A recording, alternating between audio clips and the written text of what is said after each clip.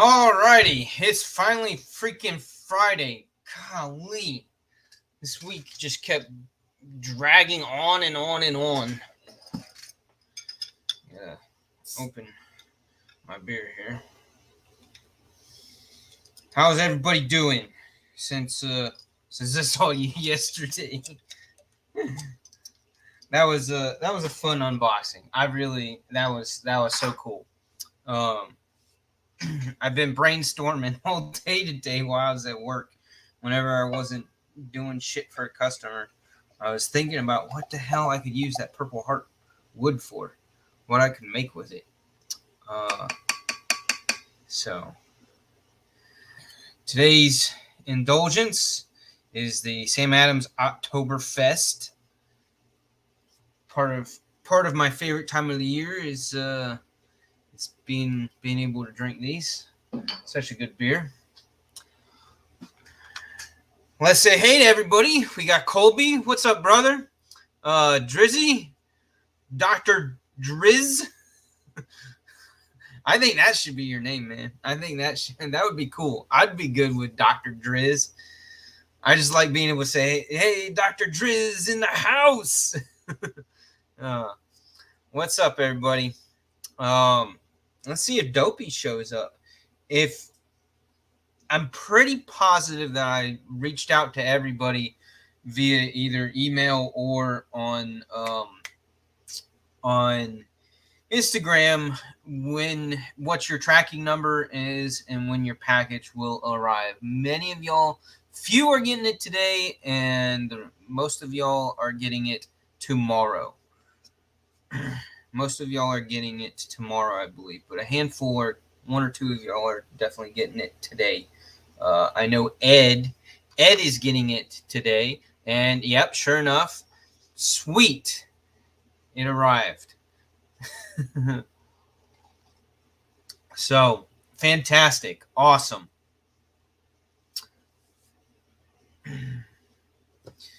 I do have one person's package that, for whatever dumb reason, it is still sitting. It says on good old USPS snail mail website tracking number input, it says that the label has been created, but USPS still awaiting item here in Brunswick, Georgia. I don't know why. I planned to have gone to. Sorry, I'm trying to get the water out of my ears because I took a shower about 15 minutes ago.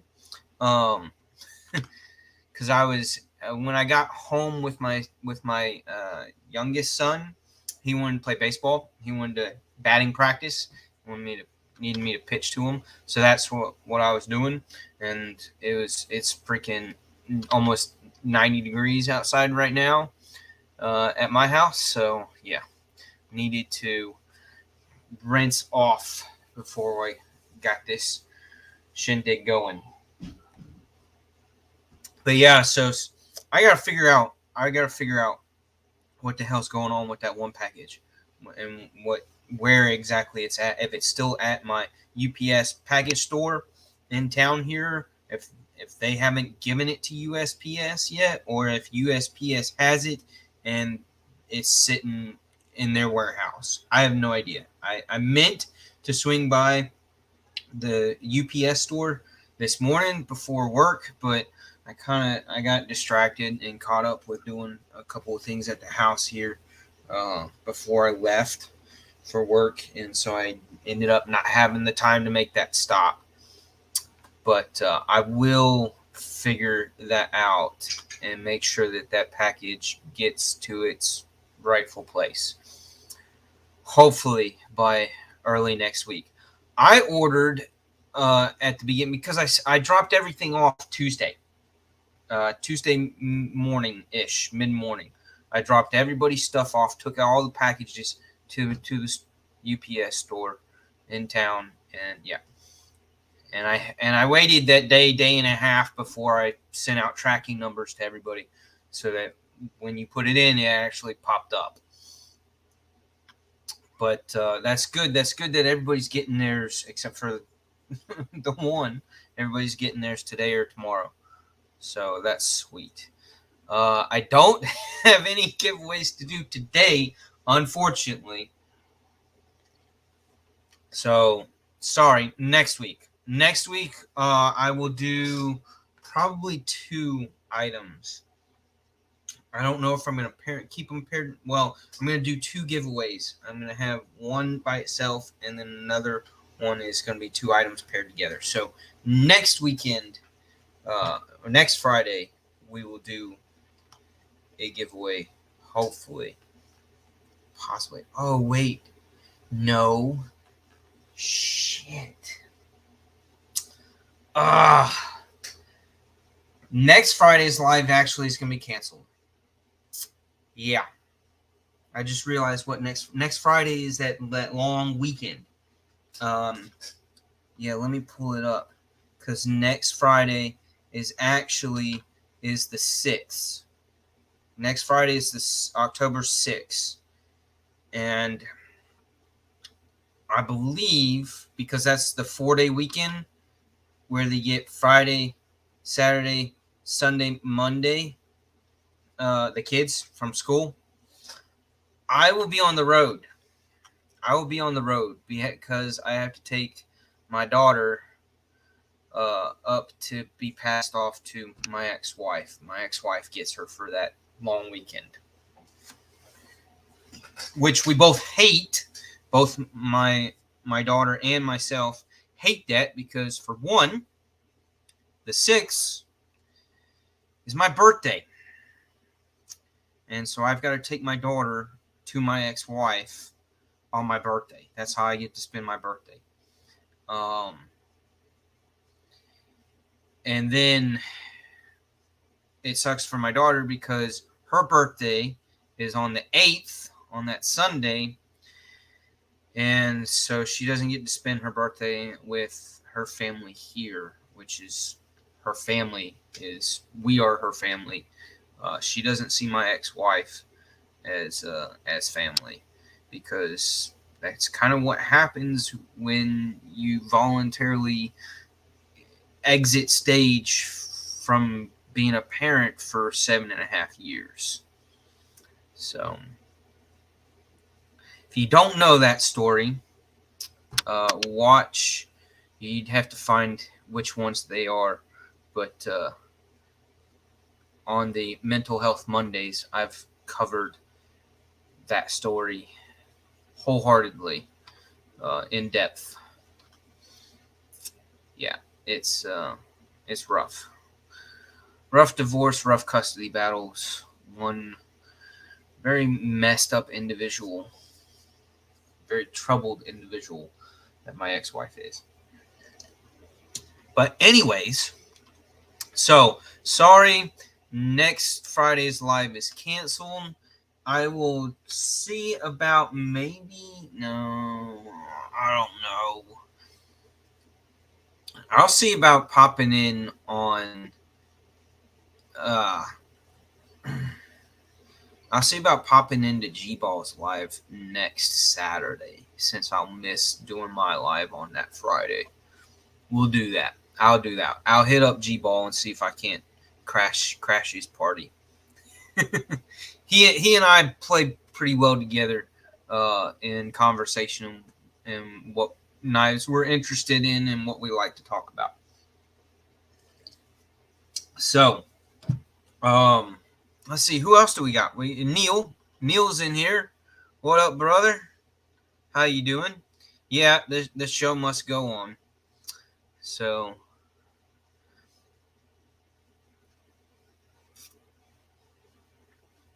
I'm surprised we don't have a couple more people that usually pop in by this time. But that's good. It's all good. I carried this coin today. Y'all can go ahead and drop him in the comments what y'all carried today. What was your carries? So I carried this coin today in pocket. Really, really cool. Showed it off to a few people at work and whatnot. So that is awesome. I carried this flashlight. although I absolutely did not needed it. I will probably possibly use it later tonight. I'm going out for a little bit to check out one of my buddies and one of the bands that he plays in, or groups that he plays in. Um, my friend Cliff, who plays the bass guitar. So yeah, gonna take this with me so that I have a flashlight because it'll be dark. So I'm gonna go say hey to him. Knife wise, since last night, what's his face? Lefty. I popped in Lefty's live last night. Yep. You usually don't see me in there. I usually don't bother because his chat is freaking flying. He's one of the guys that just, there's so many people in the chat. And I like to read. When I'm in the chat, I like to read the chat as everybody's making their comments. Because, man, some of us, we got some jokes. We got some sweet jokes. Some funny shit. And also, people are putting out some good information on stuff.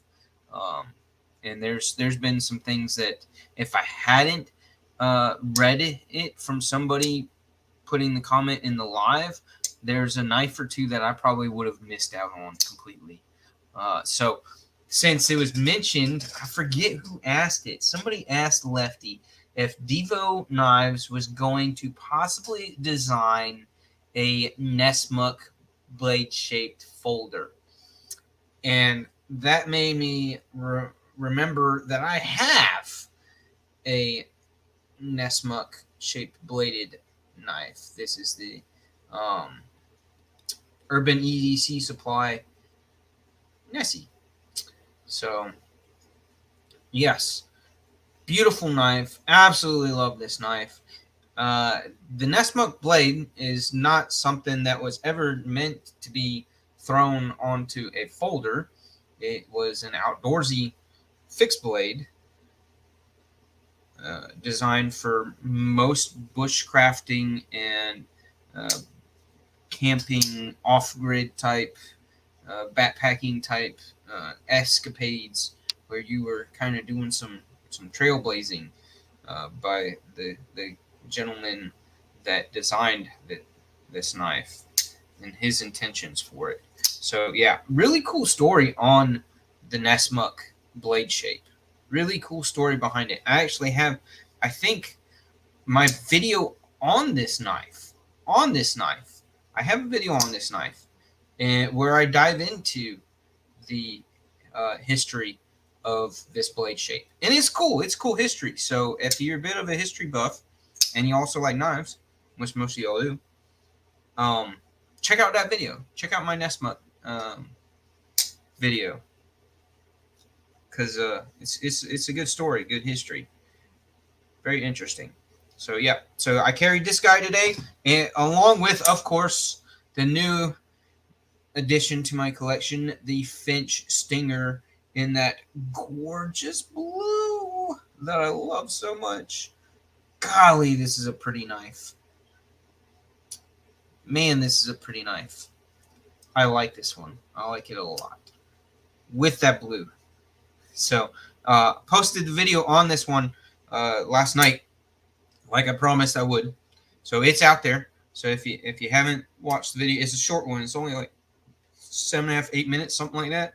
It's not a very long video. I kept it pretty sweet and short and to the point. But yeah, really cool knife. Really like it. It's classy, yet just a little bit of flashy with the brightness of the blue and the crest and how it glows. Golly, that's so cool. You flash the hell out of it with a bright flashlight, and then hold it back and just look at it, watch it glow. It's cool. I like it. I like it a lot. Like it. I ordered a Migron, the Valona, right? Wait, hold on.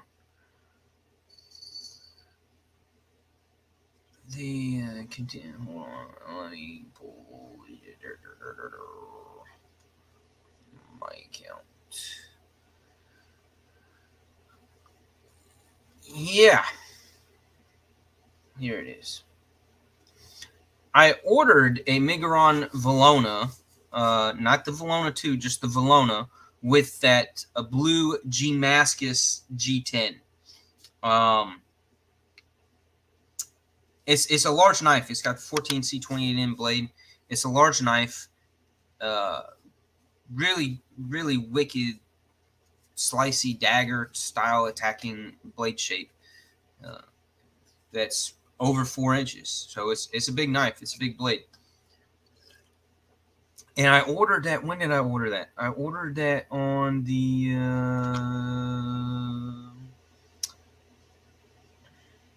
26th, which was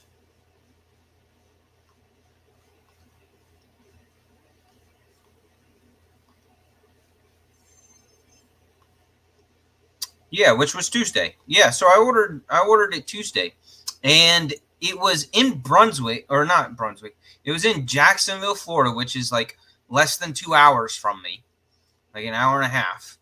Uh, yeah, it was.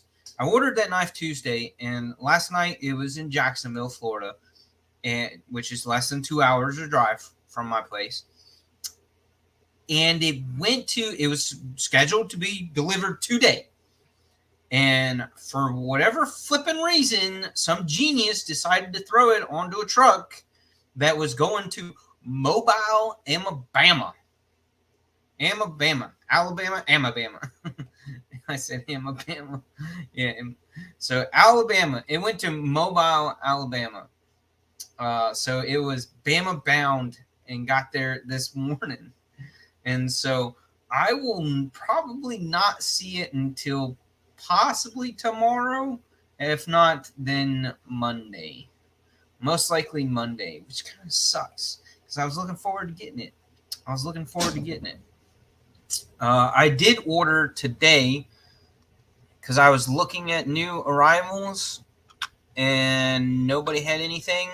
But since I bought the Valona on Tuesday, I went and watched G-Ball's video about the Migron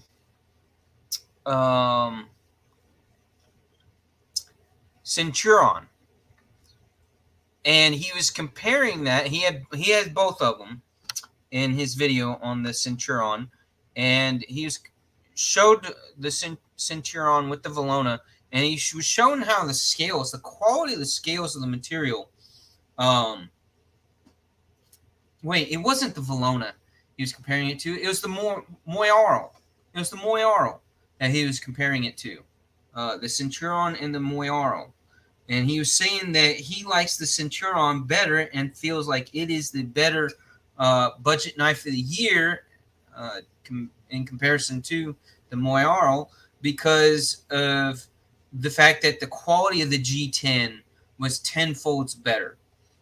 And I can see that the Moyarl G10 is a very more heavy on the epoxy in the clear resin mixed in with the fabric of the composition that creates the G10 material altogether.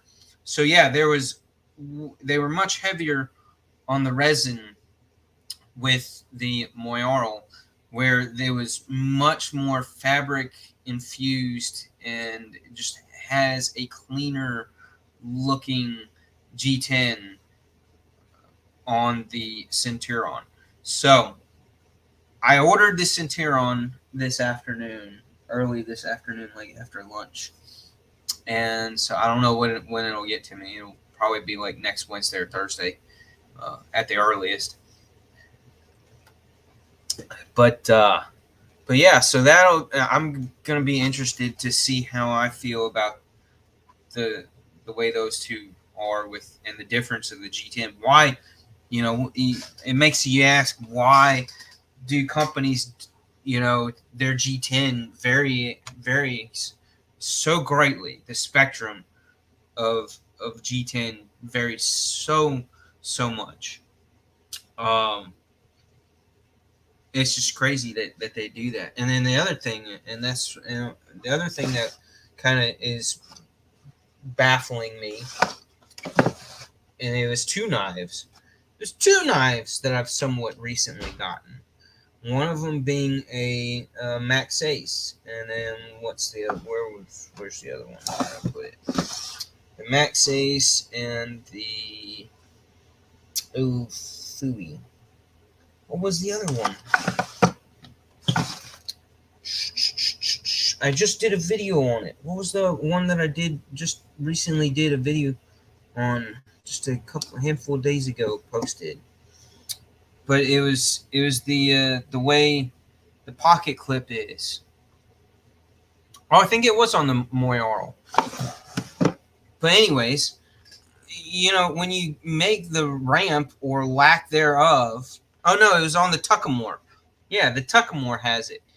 When you don't do a solid ramp,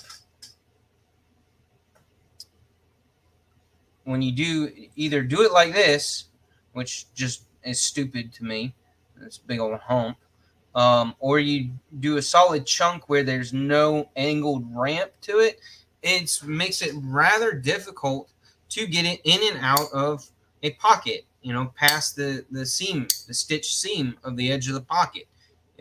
Can be a real freaking nightmare. And it's like, why are a handful of knife companies having trouble with that these days? What I don't understand.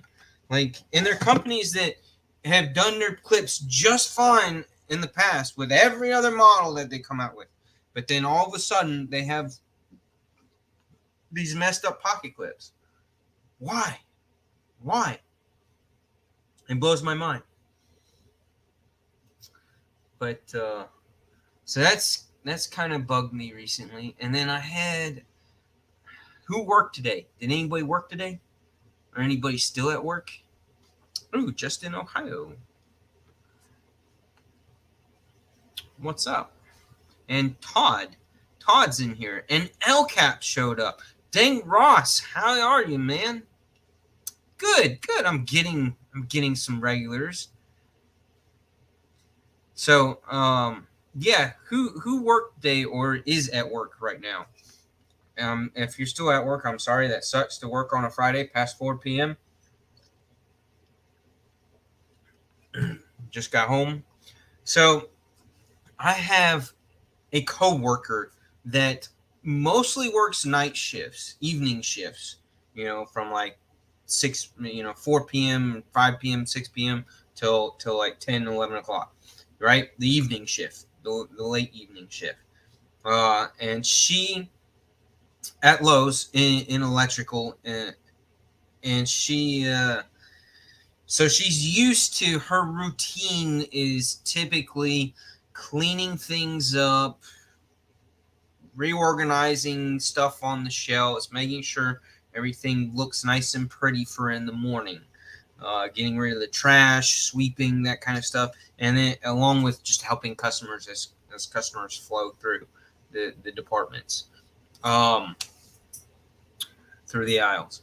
So she went from that as a part-time position to all of a sudden being full-time, but yet she requested that even though she went from being labeled part-time to being full-time to get the more hours, she still intended to be in afternoon, evening shifts. That's what she wants. That works for her, in the rest of her life, schedules, activities, whatever.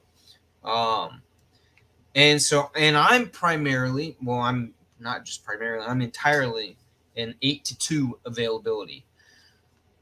I'm available to be at work when the kids are at school. So at the earliest that I can drop the kids off at school and get to my job, I can get there, and that's pretty much 8 o'clock. And I can work till 2 o'clock. So 8 to 2, because at 2 o'clock, I got to get my butt to the elementary school to get my 6-year-old. So In a handful of years, that will change when he goes to middle school. Then it'll be 4 p.m. so I can extend my hours of availability. Y'all know how that works. But anyway, so right now, she is, for whatever reason, even though she's supposed to be working these evening night shifts, they're scheduling her for in the morning, and they're trying to shift me over to plumbing. And plumbing and electrical are supposed to be brother-sister departments, work together. And a lot of stores, they're right next to each other. But in my store, they're not. They're like, one's kind of in the mid-center area, and then the plumbing's all the way in one of the far back corners. So there's some space between them, and it sucks when we can't ever seem to keep people in plumbing. I don't know why.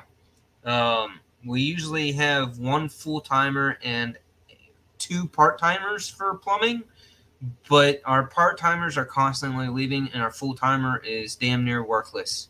He's an older gentleman that just does not have the drive to do all that's needed when you've got 8-9 hour work shifts, and a lot needs to be done.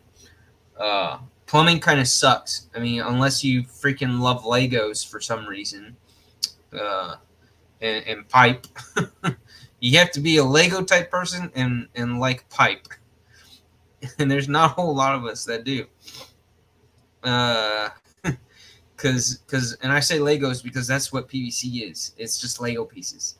Whenever you have to do plumbing with PVC, it's just a matter of getting all the right fittings and all the right pieces to make whatever loop-de-loopity zigzaggy crap that you got to do.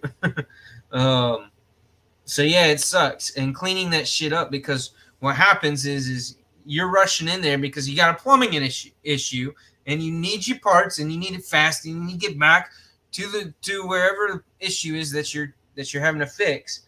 You got to do it fast. So you're usually in there as a customer, and you're searching for the parts that you need as fast as you can. And when you grab the wrong part, do you have the time? Do you want to put in the effort to make sure that you put it back in the box, in the container that it came from? Or are you just going to throw it up there? The answer is people just throw it up there. Everybody's guilty of it. I'm guilty of it. I've done it plenty of times. So for the employee that has to then stand there in just one little bay, one little section that has, anywhere from 50 to 120 different pieces and parts and SKU numbers, to have to pull stuff out, go through it, pull out all the parts and pieces that don't belong in that box, and then put them in their homes and find their homes. It's like organizing Legos after 20 toddlers have torn them all apart and dumped them in massive piles all over the room. It's a mess. It's terrible. It's terrible. I can't stand being in plumbing because I don't want to have to clean up and organize all that crap every day. And it's like, and it takes forever. God, it takes forever. So I hate it. I hate plumbing. I can't stand plumbing. And most people can't stand working in plumbing in a Lowe's or Home Depot or Ace or wherever because of that, mainly because of that reason. Because cleaning up the mess is miserable. It is not fun for 90% of the people out there. So I was in plumbing today and Tuesday. And so, and then I had my other employee in lighting and electrical. And the tasking that is done every day in the morning for every single department throughout the entire store, there's a handful of things that every department, every employee that starts off in the morning, they have to get this stuff done within the first handful of hours of the store being open before customer flow gets too heavy, and then it's darn near impossible and super frustrating to try to get any of these certain tasks done. So it's got to be done first thing in the morning. And this lady, my coworker that is in lighting and electrical on these days that I'm shifted over to plumbing, she totally forgot. Totally forgot. And I say forgot as in like she doesn't want to do it because she's not used to doing it and that's not part of her typical work day routine. So she doesn't do it. It doesn't happen if she's there in the mornings. She knows that it's supposed to be done in the mornings. She knows what's expected to be done. She just chooses not to do it. So, and she didn't do it on Tuesday, and she didn't do it today. And supposedly yesterday, somebody else did about half of it. Somebody else did half of it because she was working yesterday morning as well. I was off yesterday morning. I didn't go to work yesterday. So yeah, that was really frustrating. That she wasn't doing what she was supposed to be doing, and when you have a week of that, where a handful of days they don't do those tasks in the mornings, then it really throws off the whole department, and things get clusterfucked and disorganized, and then people start doing things that they're not supposed to be doing, and it makes it worse and worse and worse, and it just keeps going in the wrong direction. And then finally, once I get back over there, I'm overwhelmed in trying to fix everything that got neglected and fudged up over the last 2 or 3 days. And it pisses me off. It really pisses me off. I hate retail. I'm so sick of working retail. I need another job. Anybody know if there's something I can do? I'm kind of in a predicament of what my work availability is and what my limitations are physically with having a busted up back and sleep apnea. So I can't work night shifts. There's no fucking way I can get up and be at work at 5 o'clock in the morning. I won't be functional. I will literally be a zombie and completely useless. So I can't do that because of my sleep apnea issues, my sleeping problems. I can't do freight because of my lower back. I can't do construction work because of my lower back. There's so many things that having a lower back injury and dealing with pain every day from that. It's I hate it. And then the other thing is I cannot be at a desk. I cannot sit at a desk for 4+ hours out of the day, just being on the phone with customers or filing paperwork, typing up reports. I can't do that. I absolutely hate it. I did it. I had to do it when I was in the Navy as a CB doing the construction work. I was the engineer, so I had to do all your blueprint drawings. And so that was a lot of time sitting at a desk, drawing lines, dealing with measurements and all that crap for doing blueprints for projects and stuff. Absolutely hated it. Couldn't stand using the program. Couldn't stand sitting at a desk for 4 or 5 hours trying to crank all that out. I was infuriated by the end of my day if I had to do that for like 4 or 5 hours out of my day. It drove me crazy, and I will never do it again, ever. So that's not happening. I don't like spending hours and hours on the phone, and I don't like spending hours and hours doing drawings on the computer in AutoCAD and other drafting programs. That's why my videos, I don't go through the editing process like some of these YouTubers do to make video like, high quality professional type presentation stuff. I edit out most of my editing for my videos is me sitting there and bleeping out, cutting out almost every single time that I say because I'm terrible at saying That's my weakness with speaking, is that I say the word way too damn much. Way too damn much. So be grateful if anybody who watches more than 4 or 5 minutes of any of my videos, be grateful if you hear me say more than 5 times. That's because I was too damn lazy that day to edit that much more of them out. Or I had that many more of them in my video footage that I already did in fact edit out.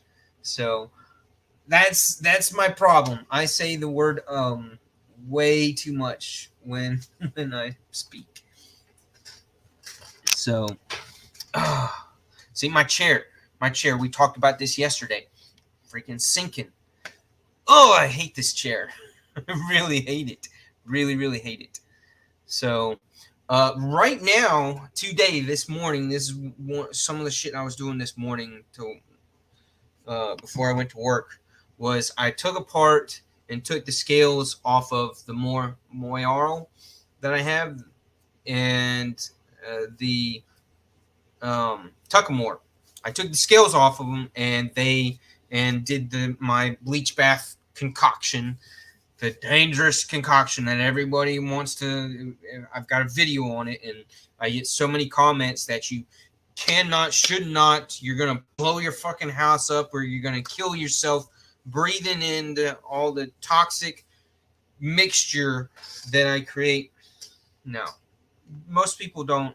So many of these people don't understand chemistry and how if you mix certain things together, if you mix two things together, in this case, it's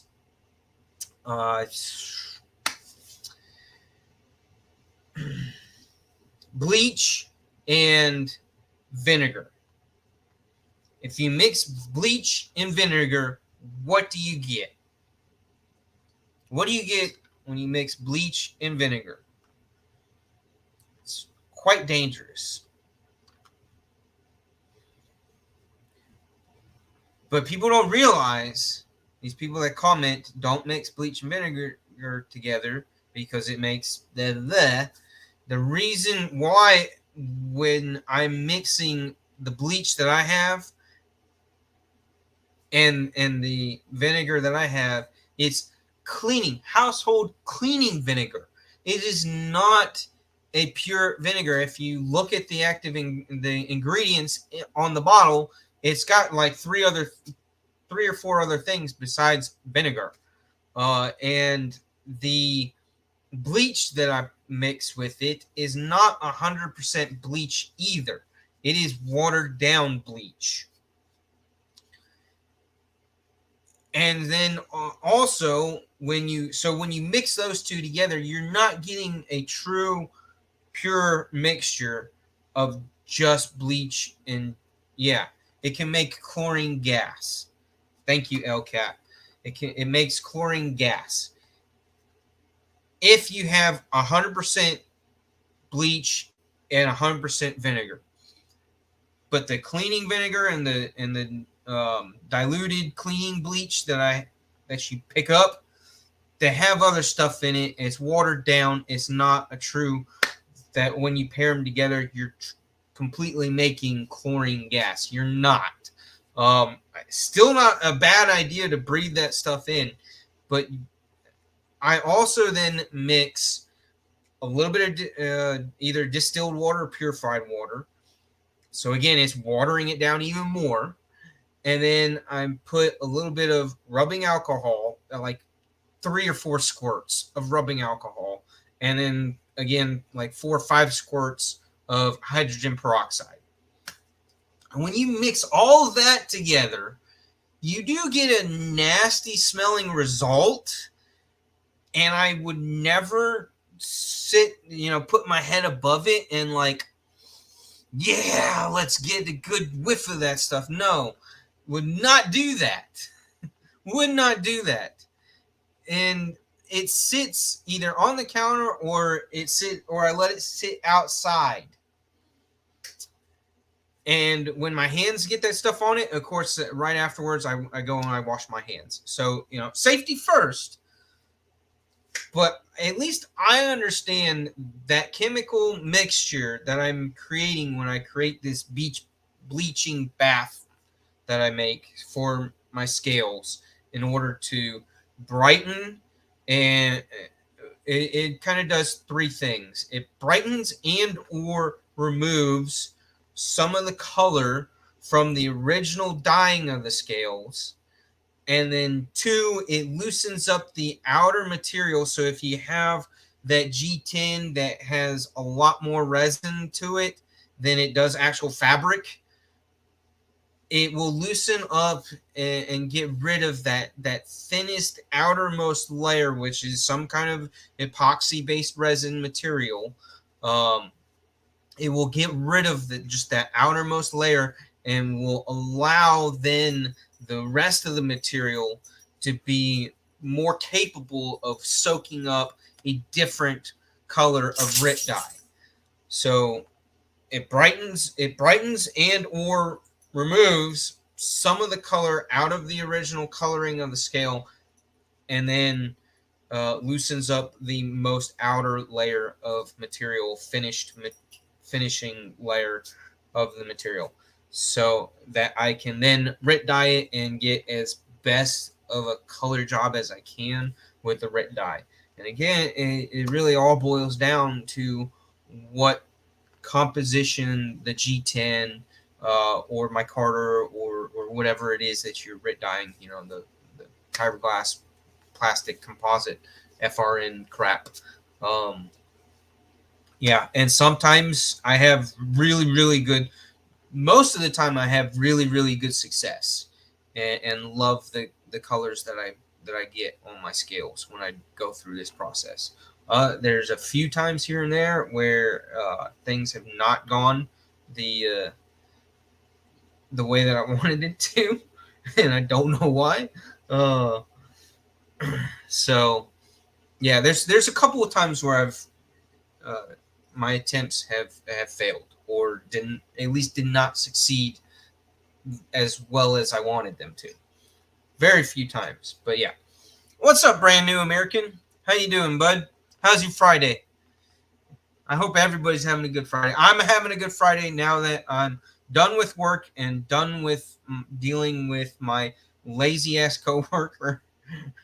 I had to write an email. I had to type up an email to send it to my supervisor to let her know exactly what was going on and what I was doing to make sure that it didn't get, suddenly shoved off as me being one of the reasons why this stuff didn't get done.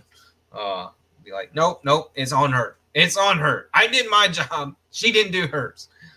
So it's important. I take photos and I make notes, and then I forward all that stuff so that my ass is covered, so that I can't be thrown under the bus. Yeah, Drizzy. Speaking of, no, I have actually, again, because I can't stand bullshit. I can't stand people throwing others under the bus. I can't stand nonsense drama that gets spread around, especially at work. We're supposed to be freaking adults, right? So, yeah, no, I am all about calling out bullshit. I am all about covering my ass. I've seen too many people, and I myself have a couple of times, 2 or 3 times, been passed the blame on to unjustifiably,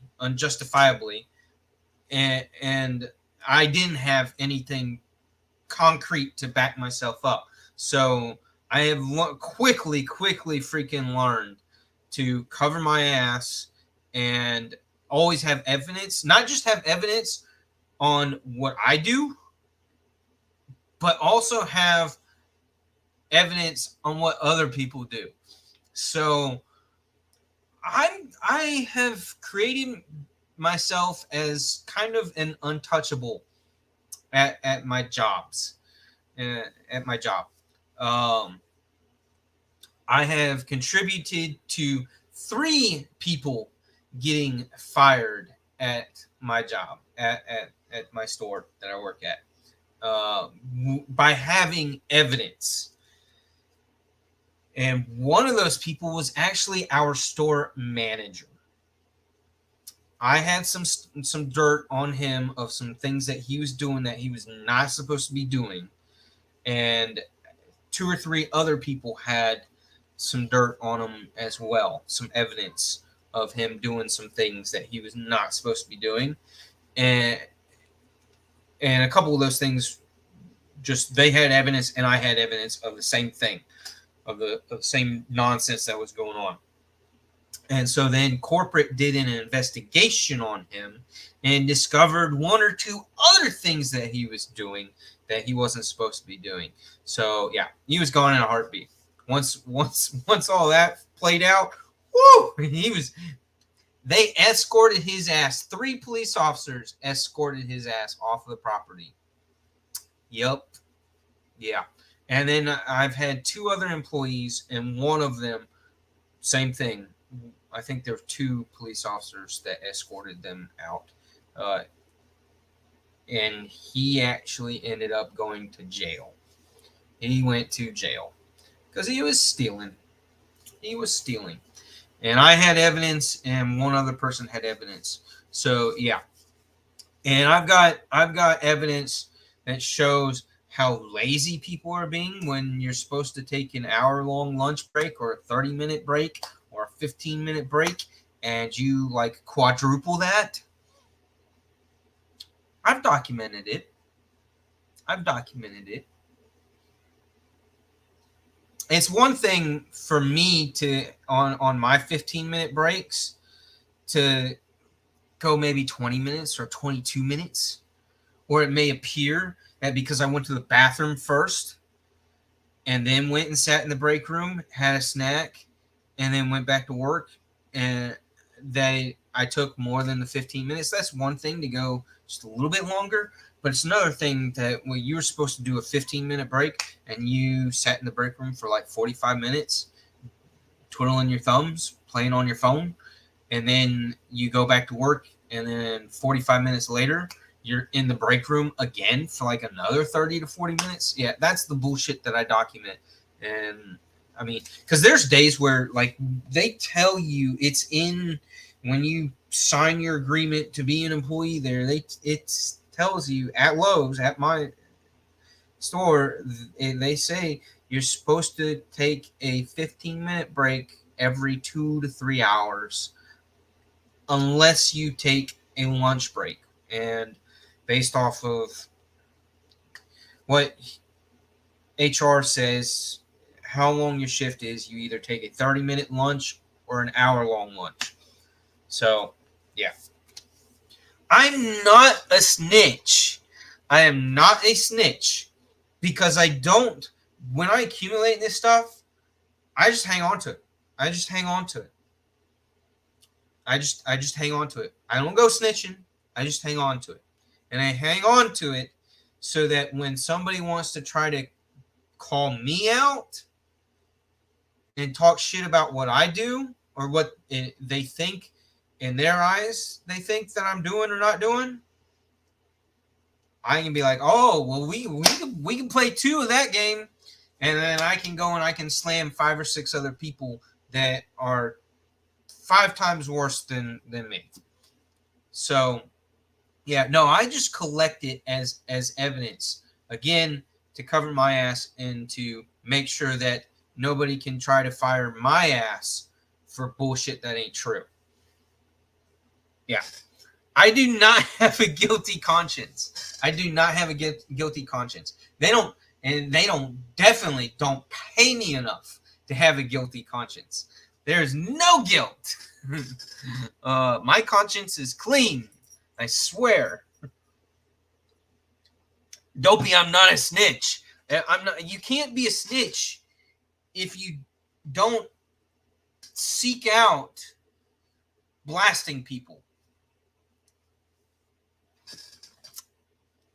And I have only gotten stitches twice. I've gotten stitches twice. I got stitches on the one time on the back of my head, and I got stitches on my eyebrow, across my eyebrow. Yeah, pretty sure it's my left eyebrow.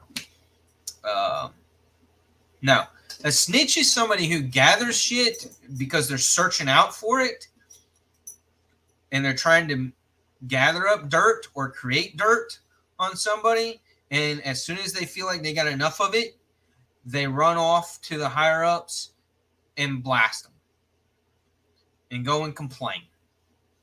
That's what a snitch is. And or when the teacher goes and tries to do an investigation of figuring out whether or not this kid is being a bully, and she goes and she asks a handful of students, is this kid bullying? And you just go ahead and blast the hell out of them because you don't like them. That's being a snitch. It's totally different when people are stealing or they are harassing or they are being complete skaters at work and not lifting a freaking finger. That's not being, and you collect that evidence, and when it finally comes time to where they're being investigated, or they try to blast you for being lazy, and you be like, oh, wait a minute, hold the phone. And then you present that evidence in order to protect yourself from the blame. That's not being a snitch. That's being a truth blaster. At least that's what I call it. So, one time at band camp, I went to band camp. I would actually, my family and I've had a couple of friends mention that I would be a really good private investigator. I would probably be a good private investigator. Yeah, I would, because I'm very, between my military training and the time that I spent with law enforcement and bomb squad, along with being very detail oriented from personal stuff as well as from being AutoCAD drawings, very detail oriented. Yeah, I would for sure be a really good private investigator. I don't know how do you get into that? How does one truly become that without going through law enforcement?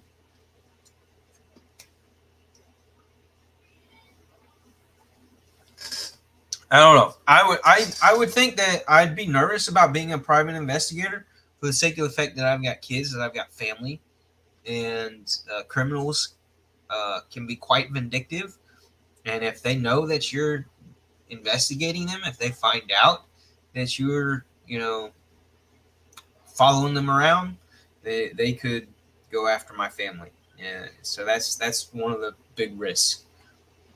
And then also the other problem with being a private investigator is you gotta be all over the place all the damn time. And that's, again, I want to spend my time with my family and friends.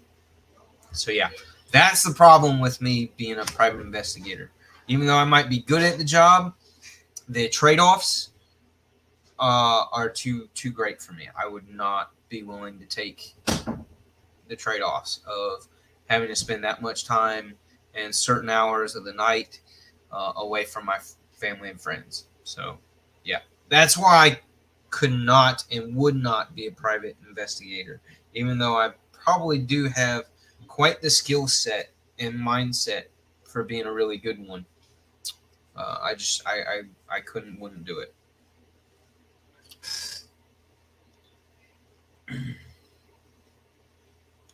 You love taint investigations.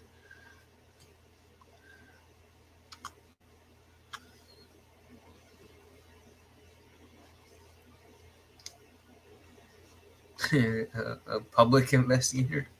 Okay.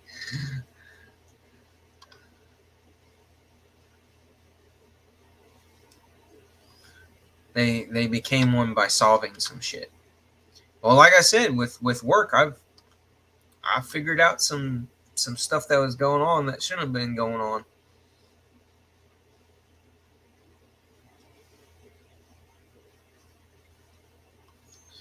Oh, gone on, really? You'd fire both? You'd fire both? But what if the person who snitched on them was one of your best employees, one of your best workers, who cranked out and was most beneficial to your company? Would you still? Would you still? Yeah, that kind of is the key, G Ball. Yep, you got to get people to pay for it. uh, who's confessed to stalking? Who's confessed to stalking?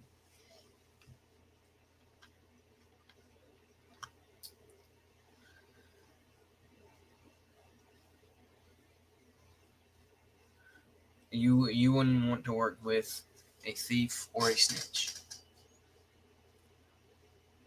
Again, you got to figure out what your definition is of a snitch. If somebody, on the playground, if some boy, let's say an eighth grade kid, a big eighth grader, 150-pound kid, boy, just beats the living daylights, blood everywhere, broken nose, that kind of stuff.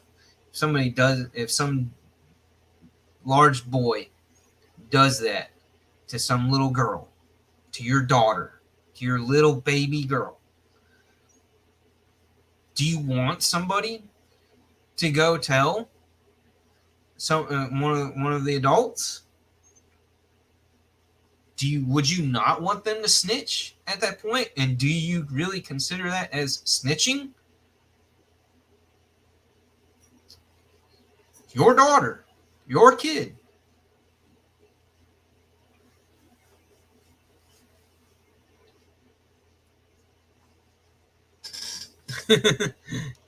Why are we? Is that because we're incriminating ourselves? Yeah, is that why? Do I need to X this one because we're airing out some guilty doings?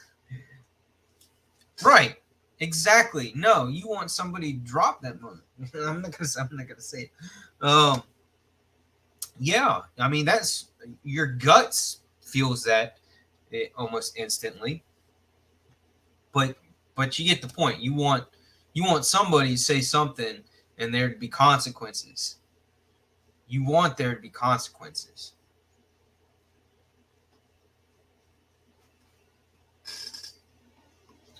Exactly my point, Dopey. And it doesn't have to be just a child, and it doesn't. And as far as being harmed, that doesn't necessarily pertain to physically.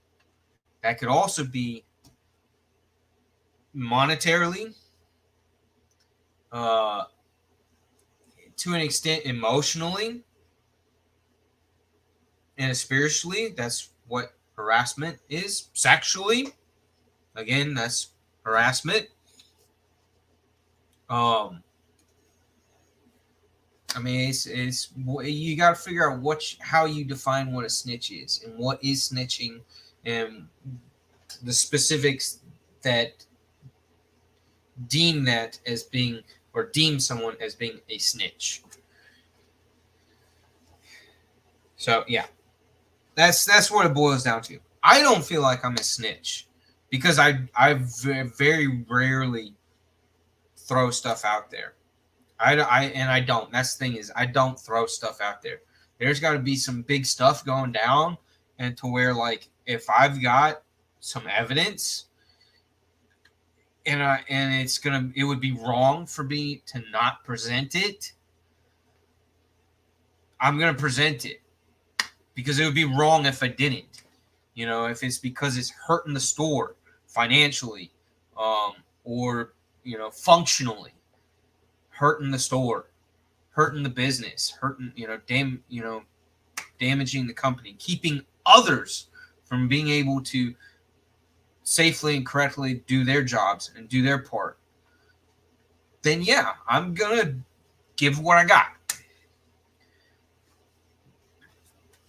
So yeah, I don't see that as snitching.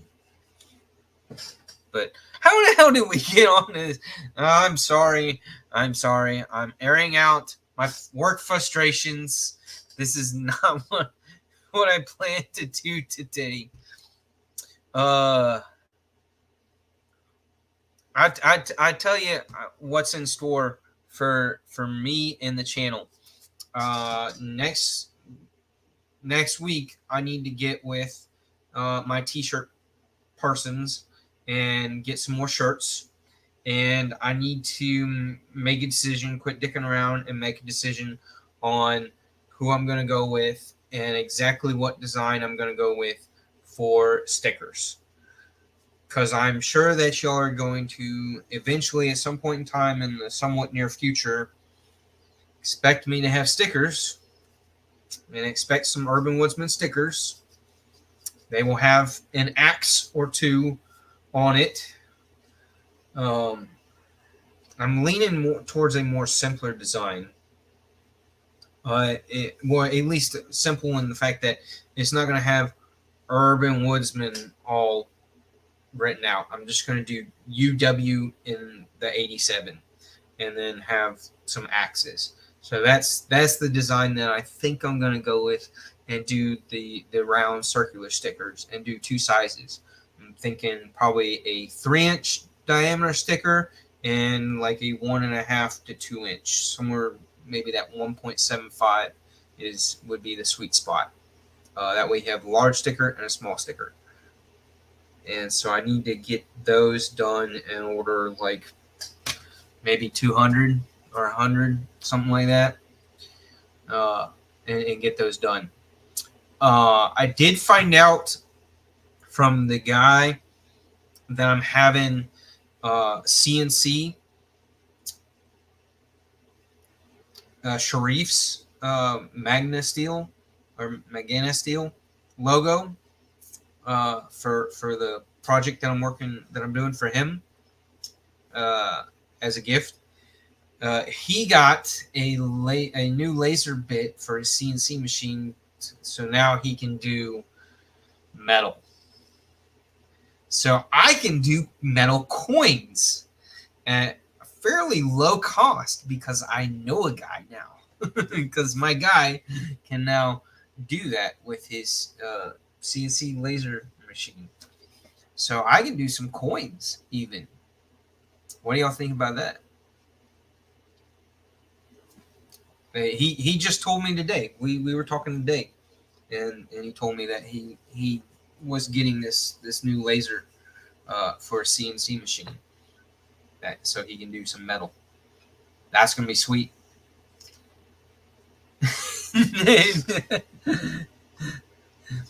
No, G-Ball. No, I wasn't. Don't you dare start that kind of a rumor. I have actually never been taken advantage that way, fortunately. I did get when I was like, I want to say 7th grade, I did get jumped by a couple of dudes that wanted, just for fun, they decided that they were going to rough me up a little bit, take my lunch. And so it was like 4 or 5 kids. Again, I was in like 7th grade, so I was 13, 14 years old. And it didn't play out so well for them. I put up a pretty good fight, and they felt like it wasn't worth it and scrammed.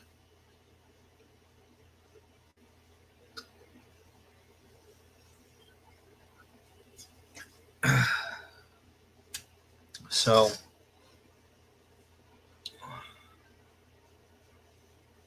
no, there was no penetration.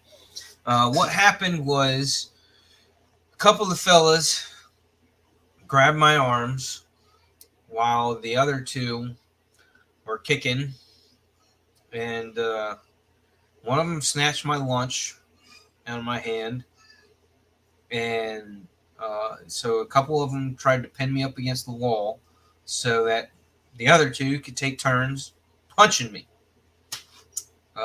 And after dodging a couple of punches to the first couple punches aimed at my face, I was able to yank my arm free, and then I just started swinging. And started swinging and kicking, and then chased them off. So it didn't last very long. I don't know if they just thought I wasn't going to fight back, that I was a coward, that I would just freeze in fear. But surprise, I didn't. Never have, never will. So, yeah.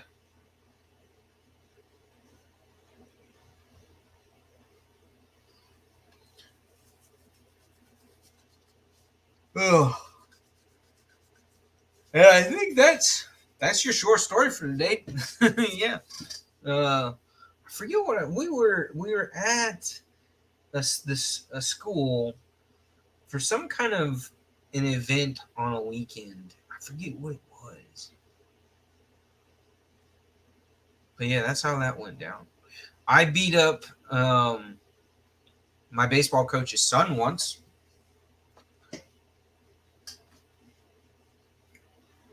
And the coach was not pissed off with me. We had a baseball tournament, and with the baseball tournament, I was new to pitching, and his son was a fairly good pitcher that had been pitching for a number of years before I got into pitching. Baseball coach's son, typical, right? Usually the baseball coach's son is one of the main players, either a pitcher, a catcher, or a first baseman, right? And usually a pretty good hitter because the dad works with them, puts extra effort into making sure that they're good and build on whatever X amount of raw talent that they have or had. So anyway, so we were in a tournament and playing a game, and his son was not having a good day on the mound. His pitching was not that good, and he pulled him out and put me on the mound. And he was pissed about that, a lot more than he should have been. He was really upset that his dad took him out of the game and let me pitch. And so after the game, while me and like half my team and part of another team and some other people were playing wall ball with a tennis ball up against the back wall of the concession stand there, which I'm sure the people working in the concession stand absolutely loved hearing us throwing balls up against the wall while they're trying to cook food.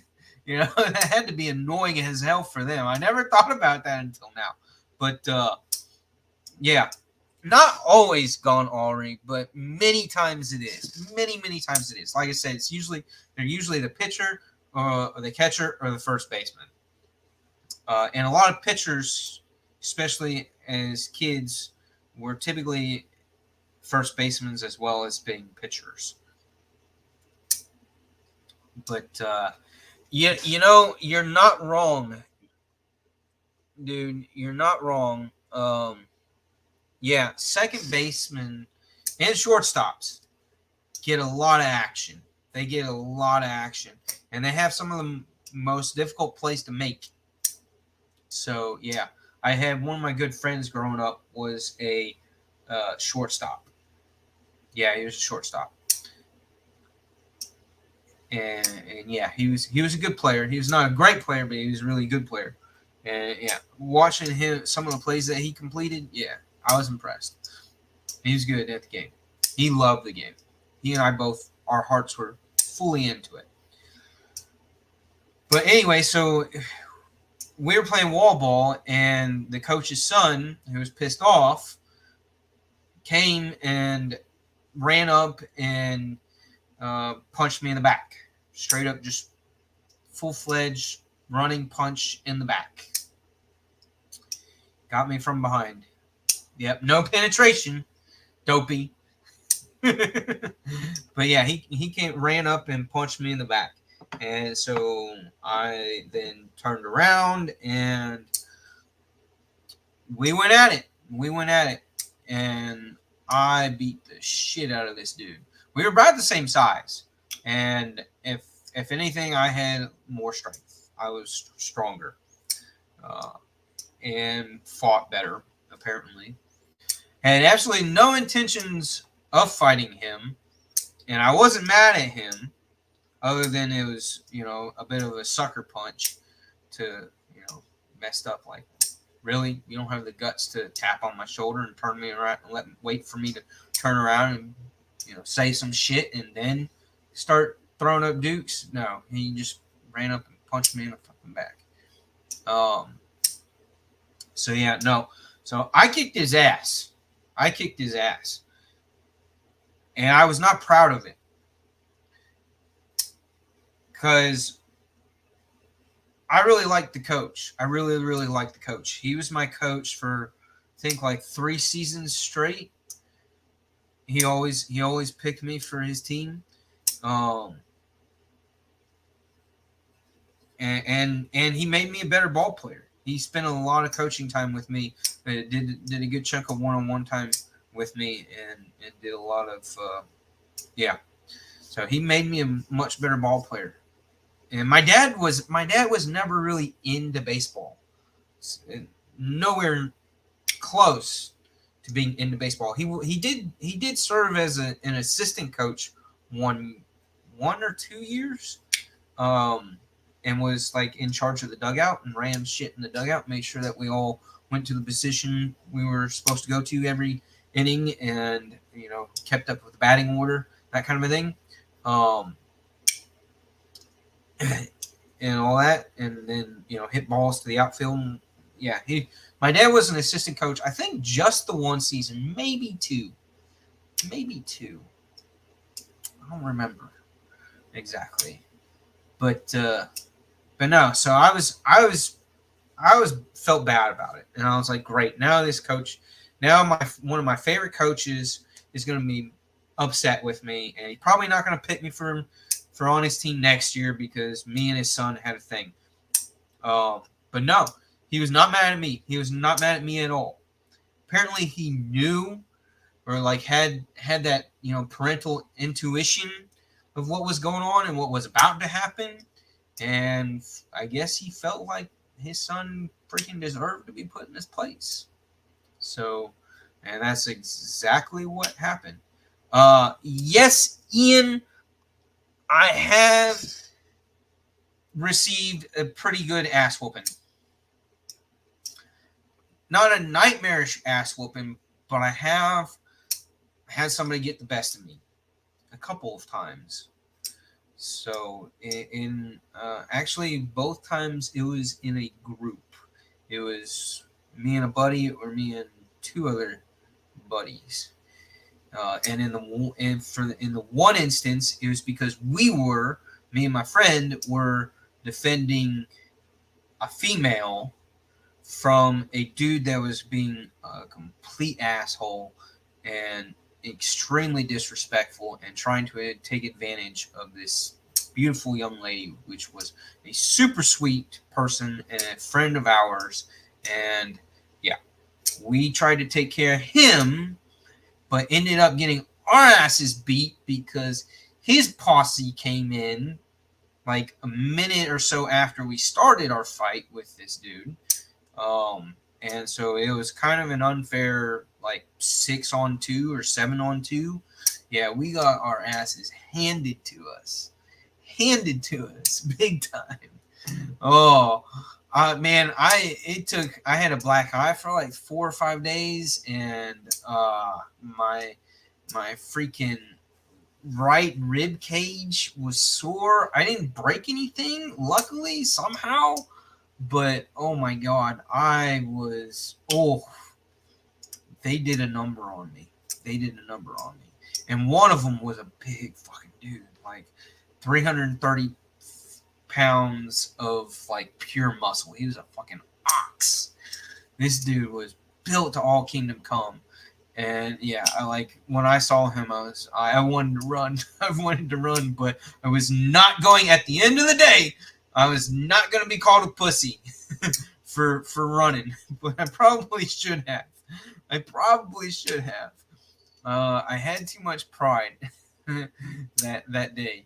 But yeah, we stood up for and fought for the right reasons. I've never fought anybody for the wrong reasons. That I can say. And I've had my ass handed to me twice. The other time was actually a dude that it was kind of humiliating. It was a neighbor down the street, like 3 or 4 houses down. And he was a wrestler. That was probably the advantage that he had over me, was he was a wrestler. But he was not quite as strong as me, but he knew moves at the time. I think this was in like 9th or 10th grade. But yeah, he got me pretty good. He roughed me up pretty good. So I am not always the winner of the fight. I am not always the winner of the fight. And there are a lot of fights that if I wasn't wiser, I would have had many more ass kickings. If I hadn't gotten better at keeping my mouth shut and making the smarter decision of it's not worth it. It's not worth it. But yeah. Here's Maddie bringing up the whole Dickens cider thing.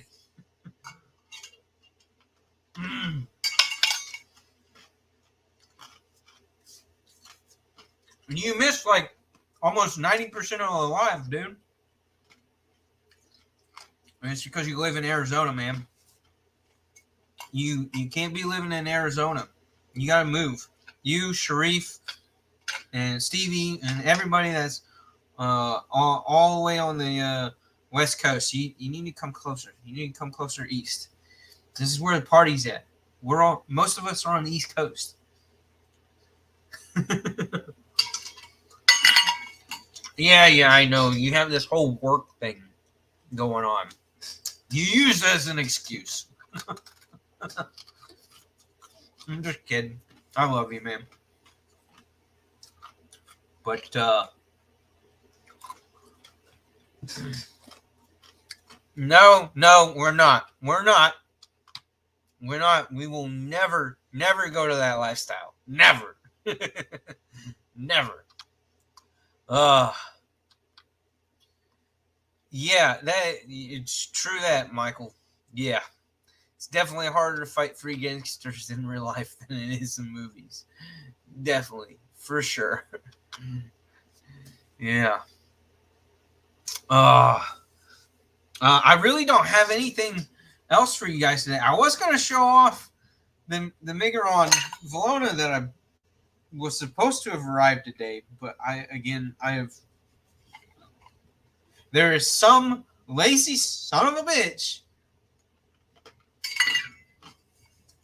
that decided to throw that package on the wrong truck, and it went from a postal location less than 2 hours from me to a postal location that's like 6.5 hours from me. So, yeah. Don't you hate it? Don't you just hate it when postal service fudges stuff up like that? Ugh. But that's all I got. Let's see. My parents are here this weekend. My dad's in town. I actually stopped by this morning and said hey to them. And yeah, see, Dopey got his package today. Sweet, brother. Yeah, like I said, a few of y'all were getting them today, and then just about everybody else will get theirs tomorrow. If snail mail comes through. So, and like I said, if you just came in next week's live, next Friday, I will be on the road. So I will not have a live next Friday. I may do it Thursday. I haven't even looked at my work schedule next week, other than the fact that I know that I go in on Tuesday. I'm off Monday, so I at least get a 3-day week, or 3-day weekend this weekend, uh, which is great since my parents popped into town. I hate it that I live in a town where there's really not a whole lot of stuff going on. We're not in a touristy town, really. So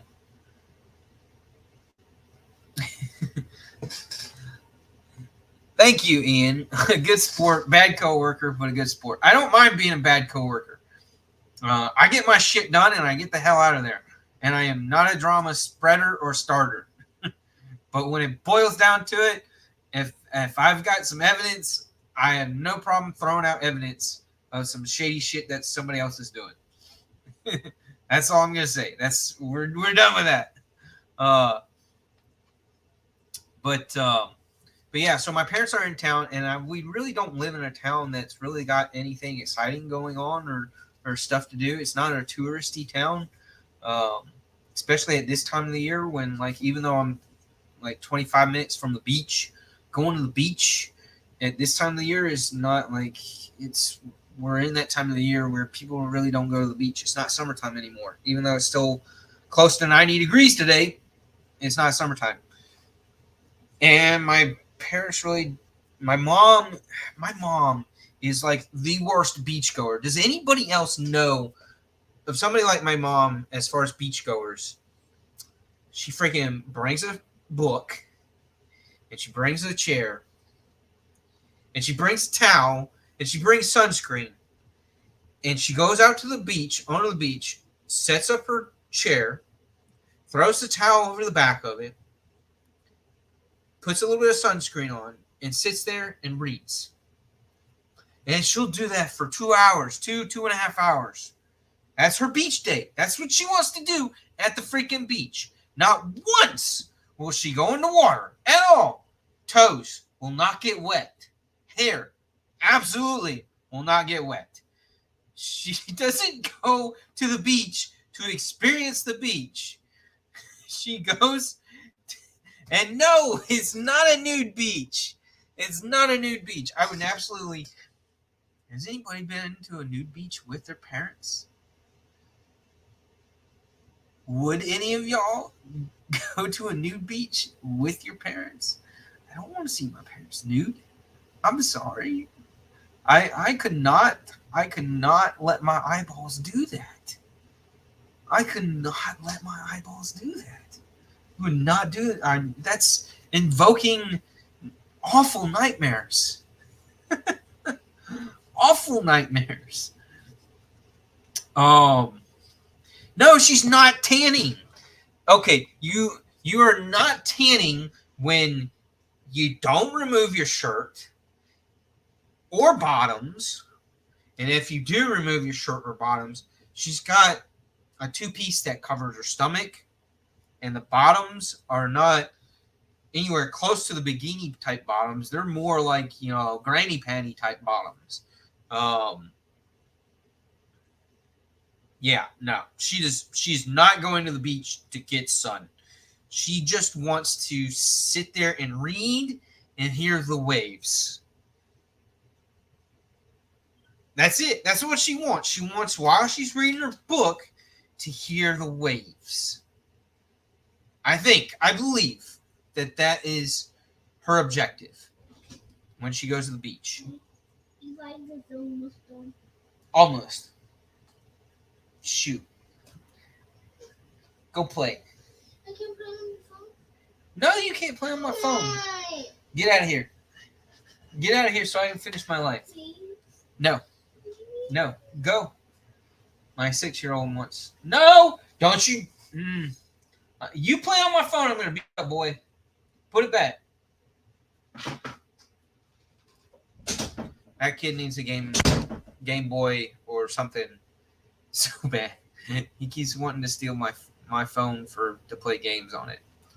And I don't like my phone being used to play games. I don't want a bunch of games downloaded on my phone. But yeah, so my mom's beach going experiences are very anti-beachy to me. At least that's how I see it. Me, when I go to the beach, here, this is what I like to do. When I go to the beach, I like to bring some alcohol, of course. I like to bring a cigar. And because I'm born and raised in the South, I love me some good ass boiled peanuts.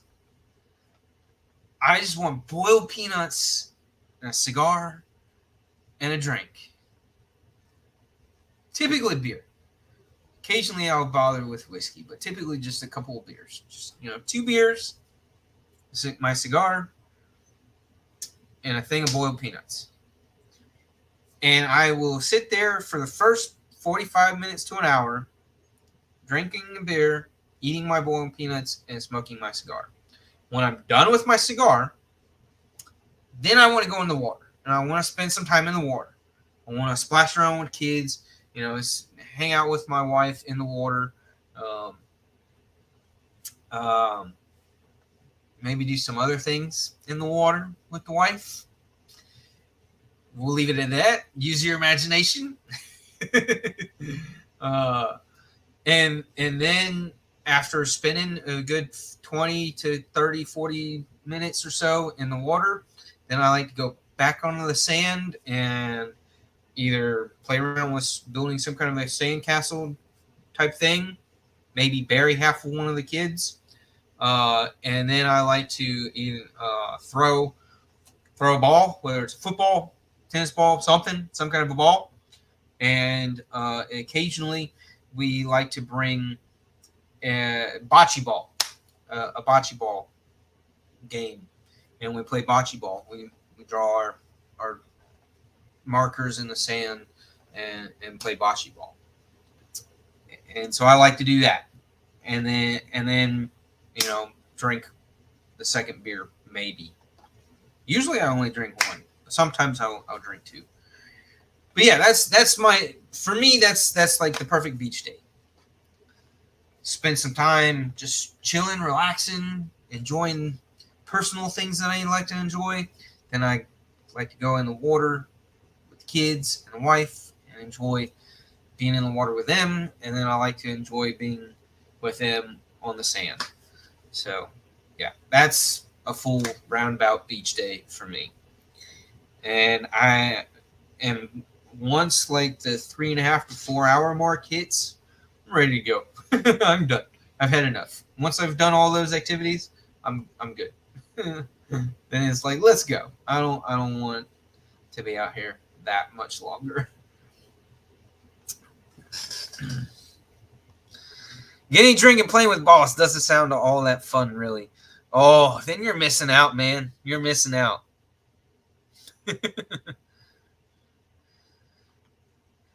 Yeah. What is with this Dick Insider shit? No,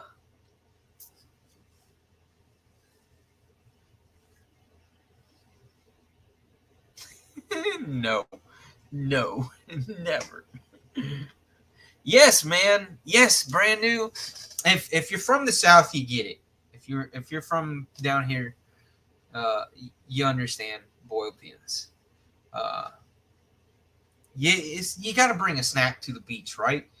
A lot of times, well, in the past we've done, tried to pack a lunch, but I gotta tell you, when you got 3 or more kids and you and your spouse, that's a lot of mouths to pack up a full-blown meal to take to the beach, plus all your beaching gear, all your chairs, your towels, beach mats, bags of toys, boogie boards, body boards, the skim boards, other toys. It's a lot. Making sure everybody's got plenty of freaking water.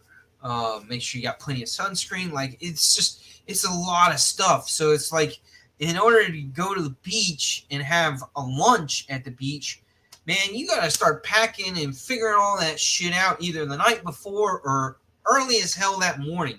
Because ends up taking you like 3 hours just to get everything together and everybody together and all the stuff to even get in the car. And then you got the drive to the beach, and for some people that's like an hour to 2 hours. So it's like, yeah. So more times than not, we don't bother with bringing a whole freaking meal, and we go to the beach. We pack stuff up, eat lunch, and then go. And so we're just bringing some snacks. Everybody's snacks. I love the peanuts. I love the boiled peanuts. That's my thing. Peanuts and the Dr. Pepper is how I roll. See, there we go. He gets it.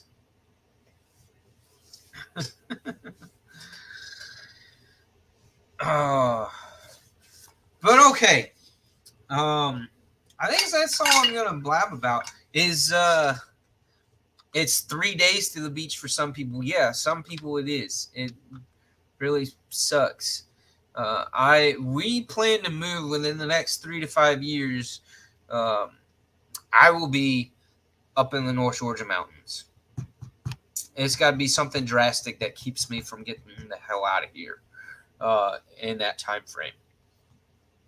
But so yeah, hopefully, fingers crossed, in about 3 to 5 years, I will be living up in the North Georgia mountains, which will be fantastic because I will be all that much closer to Blade Show Atlanta.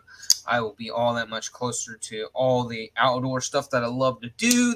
And by that time, my older kids will be graduating high school and moving on. So, and then my youngest will be in, middle school and early high school time. So he will be then doing all that outdoorsy stuff with me, and it'll just be me and him. And so being much closer to all that, I will get to do a lot more of that. And yeah, it'll be awesome. So excited. And will I miss the beach? Hell no. I have spent so much time living so close to the beach and constantly going to the beach to where, no. If anything, I will be eating some bears. Or I'll at least kick their fucking asses. No, I am not afraid of bears. I have ran off some bears. I actually, true story, when we were traveling out west, we were in either Montana or South Dakota, somewhere around that area. Maybe even Wyoming. I don't know. We went through all of them states on this trip. My family, my parents, and my brother and I. And we were in a camping trailer, pull behind trailer, 26 footer, that could sleep we all had our own beds. And so we were in a campground, and an elk, a good sized elk. He probably was like at least a solid 300 plus pounds.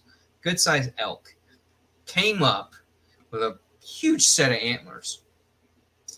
He came up into our campsite, like literally maybe 5, 6, 7 feet, real close to our camper. And while we were sitting down eating dinner inside the camper, and my mom just had the screen door open or closed. The main door to the camper was wide open and held back. So it's just the screen door there. And looked out while we were eating, and sure enough, this elk just walked straight up into our campsite and went over to my mountain bike, my bicycle, and started scratching the hell out of his noggin on the end of my handlebar of my bicycle.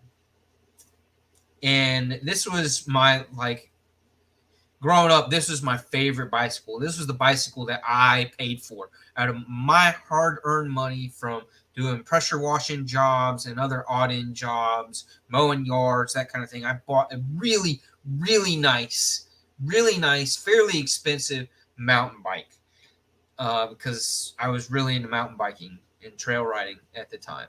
And this freaking elk came up and was scratching his damn head on my handlebars of my bicycle, and I was pissed because I love that damn bike. And I was like, if this stupid freaking elk knocks my bike over and scratches up my bike or fucks up my bike, like I was no fear. I had no fear. My butt, like it took my mom yelling at me and yelling at my dad to hold me back and say, "Don't you let him go out there," because I wanted to go scare it off. I was no joke going to bust out of that camper and yell and scream and be like, and try to get that thing to get away from my bicycle because I did not want him messing up my bike. So yeah, I've never been that close to a bear before. The closest I've been to a bear was deer hunting when I with my bow, and I was in a tree stand.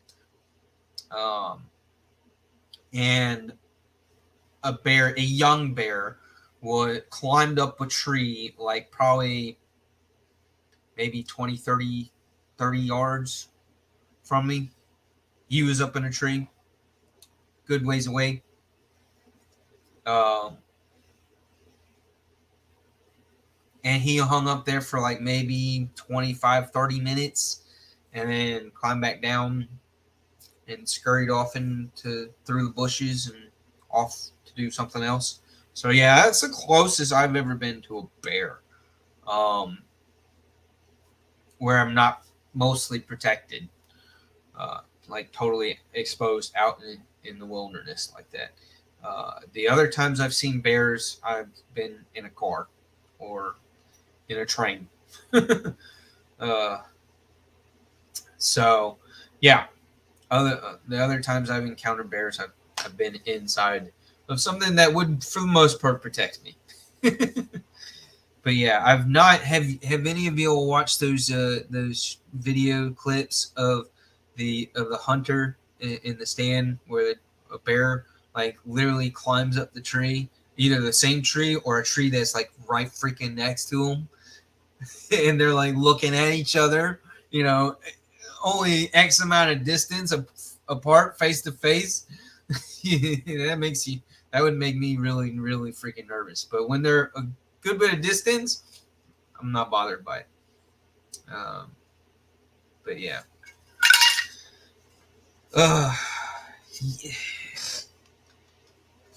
Yeah, you could say that. You could definitely say that. They get annoying. They can be very annoying, especially when you're hunting and they're like, basically crashing your party because they're there. They're not worried about making noise. And so if you got a bear in the tree, like, 10, 15 yards from you or closer or down on the ground in that kind of distance, you ain't going to get a deer anytime soon. Not going to happen. You might as well just, set your rifle to the side, put your bow to the side, friggin' watch the bear do his thing. All of a sudden it's National Geographic time. Flipping on the Nature Channel. But yeah, bears are such party crashers when you're deer hunting. They both eat the ass first. No, I don't. No, I don't. No, I don't. I'll put it in the ass, but I don't eat ass. Sorry. Hope that didn't burst your bubble too bad. Crashing your body. All right, I'm going to let y'all go. We're going to leave it there. You guys know that I would keep rambling and we'd go from one thing to another. Thank you guys for popping in. Hope you all had a decent week, and be safe this weekend. Take care. Buy a knife. And hopefully everybody else's packages from last week's giveaway will get to you either tomorrow or early next week. I will figure out what the hell is going on with the one that's still supposedly in Brunswick here. That irritates me. But yeah, y'all remember delete. Erase your browsing history. The Urban Woodsman channel is going down. No, y'all take care. Later. Peace out. Love you.